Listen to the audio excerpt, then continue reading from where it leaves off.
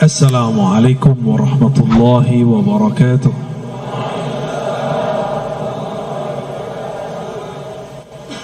Alhamdulillah Rabbil Alamin, bihayatihi ahyana wa bini'matihi an'amana wa birahmatihi ja'alana mimman aqama as-salah. Asyhadu an la ilaha illallah wa asyhadu anna Muhammadan abduhu wa rasuluh. Allahumma salli wa sallim wa barik ala sayyidina Muhammad wa ala alihi wal bahdi khalifatihi wa sallim. Amma ba'du. Allahumma bika asbahna wa bika amsayna wa bika nahya wa bika namut wa ilayka an-nushur. Bismillahilladzi la yadurru ma'a ismihi syai'un fil ardi wa la fis samaa'i wa huwas samiul 'alim. Na'udzu bikalimatillahi tammat min syarri ma khalaq. Allahumma inna nas'aluka khaira hadzal yawm wa khaira fihi wa ba'dah, wa na'udzu bika min syarri hadzal yawm wa syarri ma fihi wa syarri ba'dah. Jamaah subuh yang dimuliakan Allah, kota Singkawang ya. Ini kota insyaallah diberkahi Allah. Karena jamaahnya masih banyak yang sholat subuh. Walaupun beda suku, beda agama banyak di sini, tapi pembeda kita dengan selain kita cuma satu. Beda kita bukan kopiah, bukan serban, bukan baju. Perbedaannya kita bangun lebih awal dari dia. Kita bangun lebih awal daripada dia. Dan inilah satu-satunya agama di alam semesta yang mengajarkan bangun bahkan sebelum orang seharusnya bangun. Bahkan surat kedua yang diturunkan, wahai orang berselimut, ya ayyuhal muzzammil qumil laila illa qalila. Bangunlah malam hari meskipun sedikit. Kalau oleh kata dokter kurang tidur kurang sehat badan, tapi kalau ahli rohani, jika mengurangi tidur dengan cara yang tepat, latihan yang tepat, lalu mengisinya dengan nama-nama Allah, ma'rifatullah, maka justru rohaninya tambah kuat, badannya memiliki kekuatan berlipat-lipat ya, kalau sudah terlatih dengan cara yang baik ya. Kalau enggak, nanti malam tadi tahajud, siang nanti ngomong, saya capek. Kenapa? Malam tadi tahajud jam 2. Enggak pakai caranya, ada tekniknya. Segala sesuatu ada ilmunya. Jangan beramal dengan nafsu. Beramal itu justru untuk mengendalikan nafsu. Bapak Ibu yang bukan Allah, semoga majlis subuh ini betul-betul diberkahi oleh Allah Subhanahu wa ta'ala. Mau bahas tentang apa? Akidah, fikih, tasawuf. Torikoh, mau torikoh yang mana? Torikoh akhir zaman ya. Suatu kali saya datang ke suatu tempat. Dalam tanya jawab ada yang bertanya. Apa pertanyaannya? Apakah kita dapat cinta Allah dengan berzikir, dapat cinta Rasulullah dengan bersolawat? Saya lihat yang bertanya masih kecil, tapi pertanyaannya seperti orang yang sudah sedewasa. Mungkin dia dapat keberkahan sang wali yang ada dulu mengajar di pesantren itu. Dan juga mungkin ini pertanyaan seperti Jibril bertanya kepada Nabi Muhammad untuk mengajari siapa yang hadir. Atau mungkin yang lain. Wallahu a'lam bis-shawab. Yang pasti pertanyaannya, apakah dengan zikir kita jadi cinta Allah? Allah jadi cinta kita? Apakah dengan salawat kita dapat cinta Rasulullah? Lalu dengan izin Allah dan nikmat Allah saya menjawab, cinta Allah dulu baru berzikir, cinta Rasulullah dulu baru berselawat. Dari mana dalilnya? Dalilnya dari Quran, surat Muhammad sallallahu alaihi wasallam ayat 19. Fa'lam annahu la ilaha illallah. Fa'lam dulu. Al-Imam Al-Bukhari menerjemahkan kata fa'lam, al-ilmu qabla al-qawli wal-amal. Berilmu dulu baru katakan dan amalkan. Jangan dibalik. Beramal dulu baru berilmu, itu tidak tepat. Maka fa'lam, pelajari dulu siapa yang engkau sebut, baru sebut namanya. Maka ringanlah menyebut namanya. Mau 1000, 2000, 3000, 5000, 10.000, 70.000, ringan. Tapi kalau belum kenal namanya, 33 pun terasa berat. Kalau sudah cinta, jangankan duit 50.000, kalau kita punya 5M pun kita kasih. Tapi kalau belum kenal nih, traktir 5.000 pun kita berat. Benar. Itu baru makhluk, apalagi Khalik. Kalau belum kenal, ada orang telepon kita, bang jemput aku bang, malam hari, kita nggak kenal. Apa kita jawab? Siapa kau?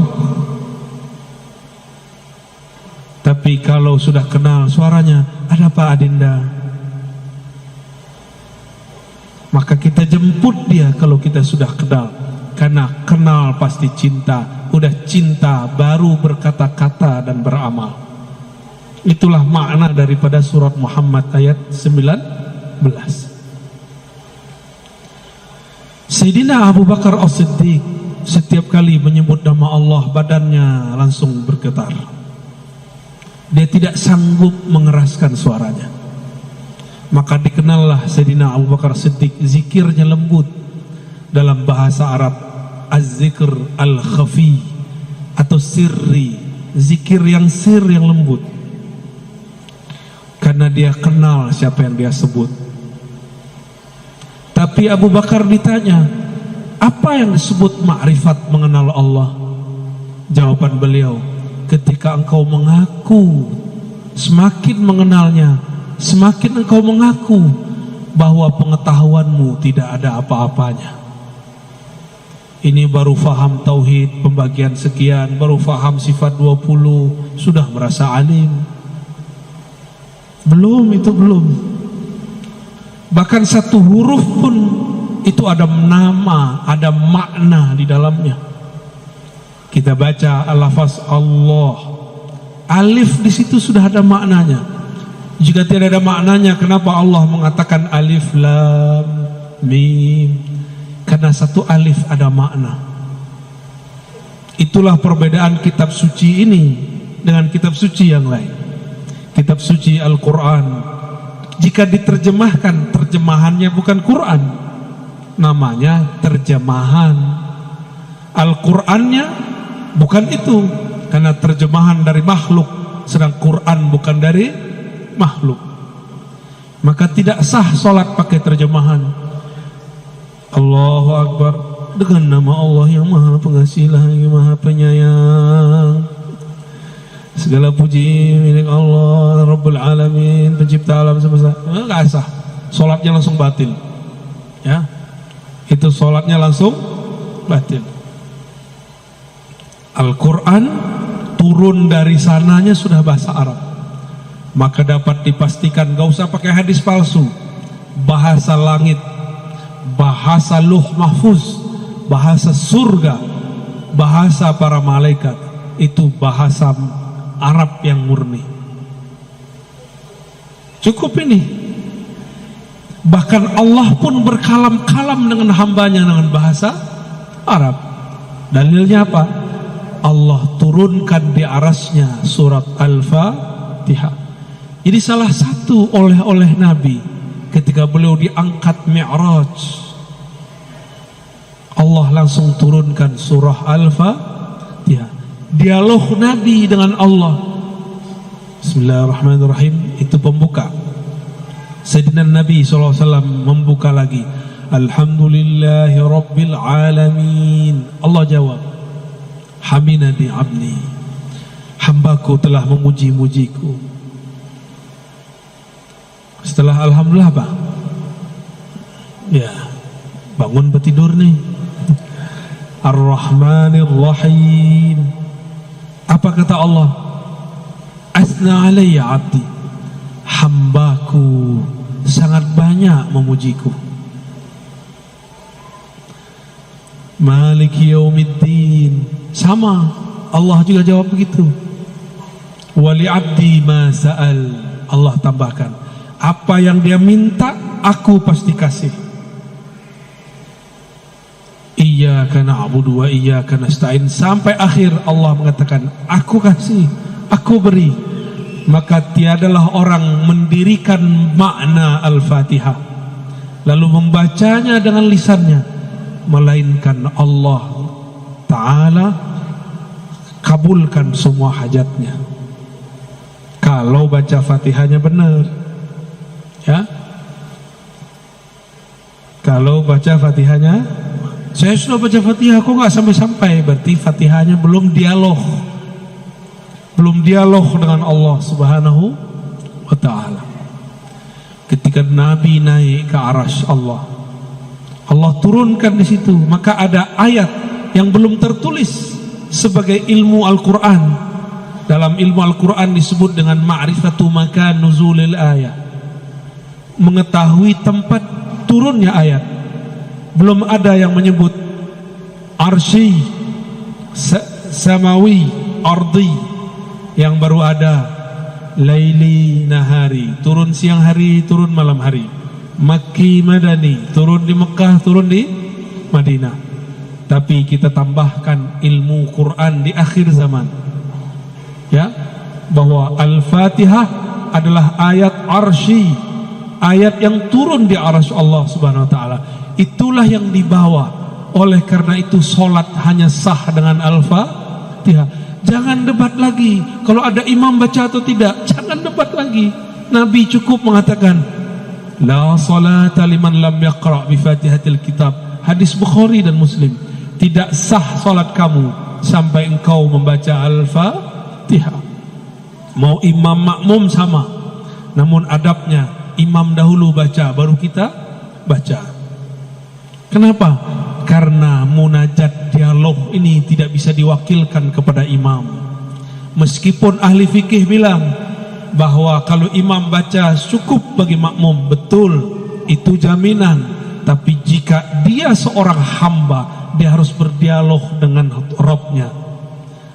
Maka saya termasuk orang yang sangat kagum dengan mazhab Imam Muhammad bin Idris Syafi'i.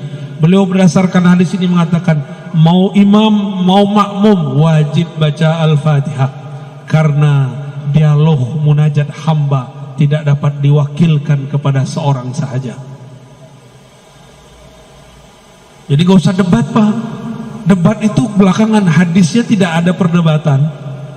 Yang tidak boleh baca keras-keras di belakang atau baca aja lebih dahulu dari imam, itu yang tidak boleh. Jadi dialog di arah sana bukan dengan tasyahud yang kita baca at-tahiyatu lillah. Itu hadisnya kurang sahih, bahkan tidak sahih. Yang sahih adalah dialog arsyiyah, ayat arsyiyah, surat Al-Fatihah. Oleh karena itu membaca ayat-ayat yang ada di Al-Fatihah, 7 ayatnya wajib secara mutlak. Membuat salat menjadi sah atau salat menjadi tidak sah. Guru-guru kami yang ahli ma'rifat mengkalamkan kepada kami, apakah salawat Allah kepada hambanya? Maka beliau mengatakan, salawatullah ala abdihi suratul Fatihah. Salawat Allah kepada hambanya adalah turunnya surat Al-Fatihah. Salawat artinya turunnya rahmat. Dialog yang ada dalam Al-Fatihah membuat rahmat turun kepada pembacanya. Oleh karena itu, kalimat di hadisnya la salata, tidak dianggap salat. Liman la yaqra, liman lam yaqra, bagi yang tidak qara'a. Apa arti qara'a? Jama'a bainal zahir wal batin. Qara'a bahasa Arab artinya menggabungkan zahir dan batinnya, baru disebut qira'ah. Inna alaina jam'ahu wa qur'anah. Quran di situ artinya kumpulkan. Berarti orang yang disebut membaca Al-Quran, orang yang mengumpulkan batinnya dan zahirnya dalam satu lafaz. Gimana? Tadi sudah baca qira'a Al-Fatihah belum? Belum ya? Lain yang dibaca, lain yang dikumpulkan ingatan dengan kolbu. Dari kolbulah kita membaca Al-Fatihah. Bismillahirrahmanirrahim. Dengan nama Allah. Allah itu bahasa kolbu. Ar-Rahman, yang mengasihi, yang maha kasih, yang maha sayang. Kasih sayang bukan ada di badan, bukan ada di muka. Tidak ada namanya muka terkasih, yang ada kolbu yang mengasihi. Kalau wajah cantik, tapi kalau kolbu di dalamnya ada kasih sayang, maka bismillahirrahmanirrahim turunnya ke dalam kolbu. Jadi kalau baca Al-Fatihah, baca dengan insya Allah salatnya khusyuk ya. Tidak tahu artinya tidak apa-apa, tapi pahami tujuan membacanya.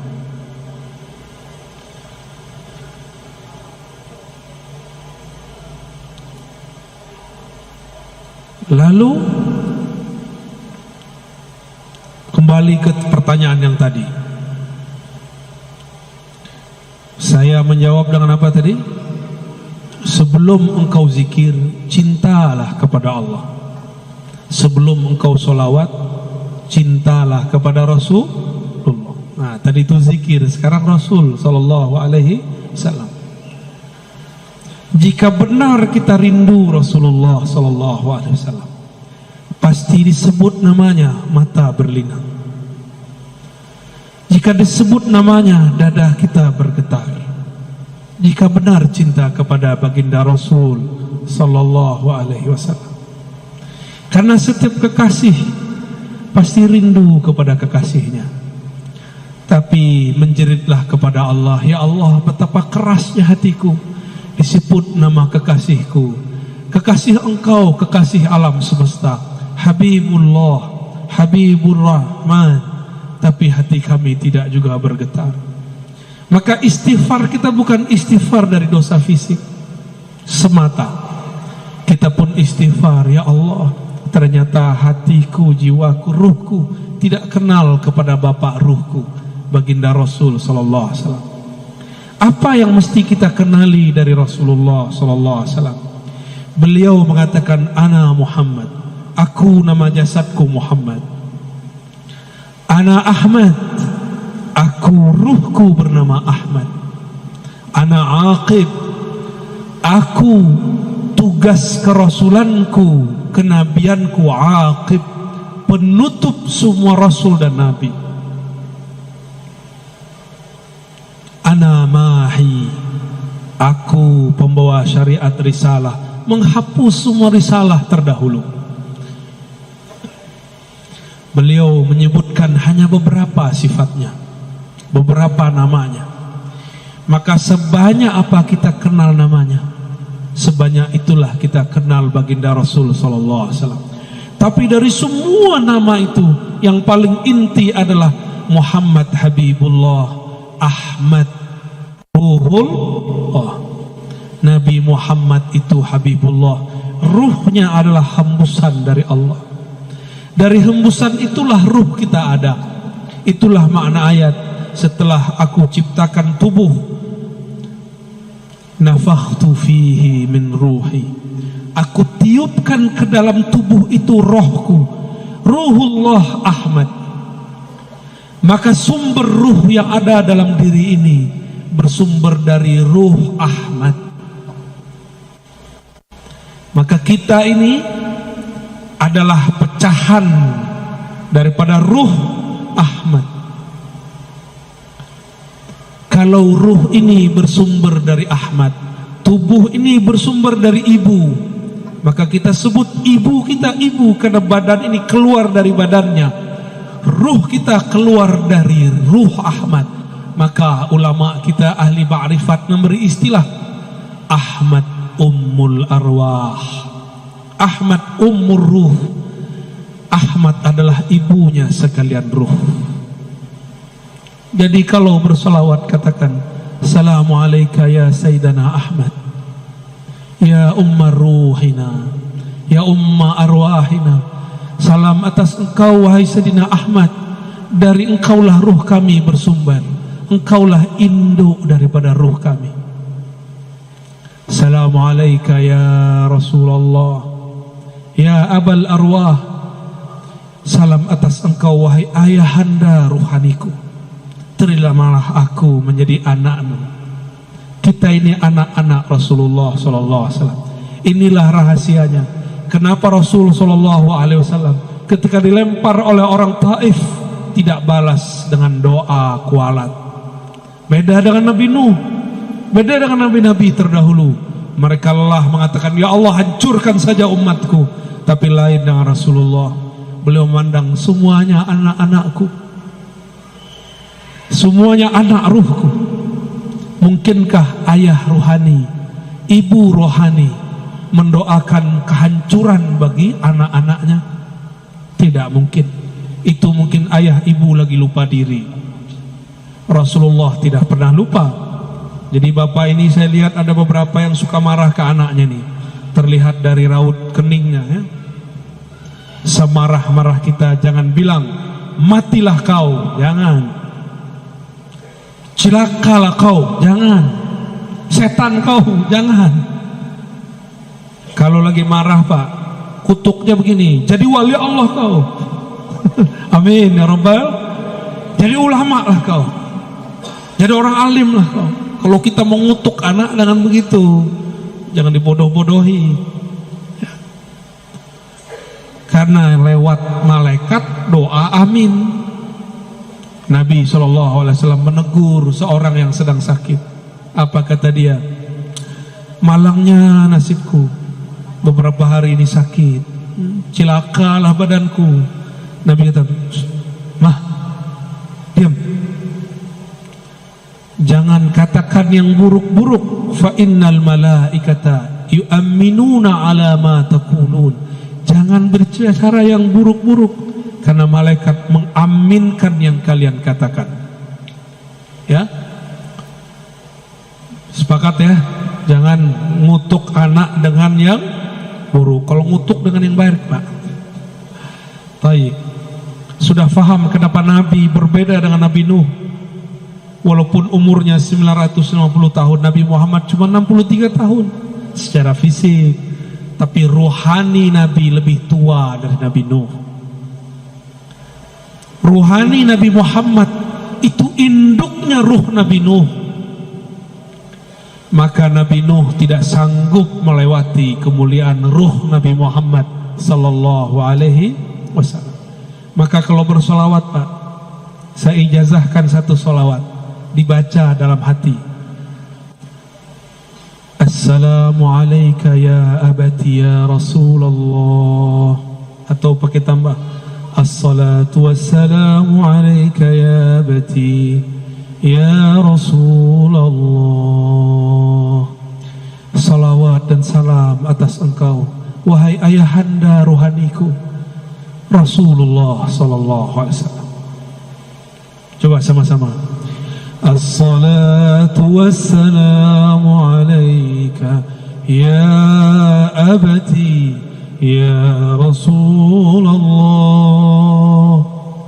Salam atas salam rindu atas Engkau, wahai ayah ruhani kami. Terimalah kami menjadi anak-anak ruhani-Mu. Amin ya rabbal alamin. Al-Fatihah.